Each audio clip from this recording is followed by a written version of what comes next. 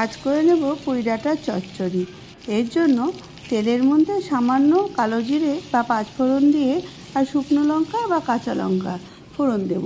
এরপর আমি দিয়ে দিয়েছি আলু, পটল, মিষ্টি কুমড়ো ও মূলো।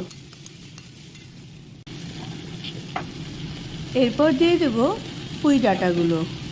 এবার সব কিছু মিলিয়ে ভাজতে থাকবো।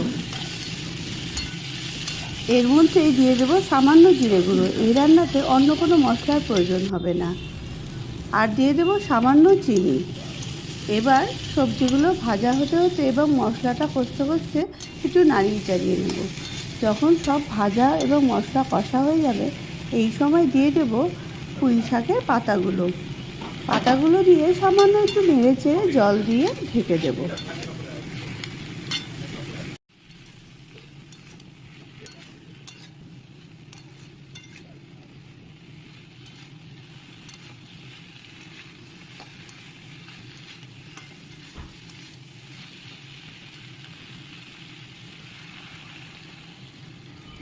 ঢাকা দিয়ে ফুটিয়ে নেব।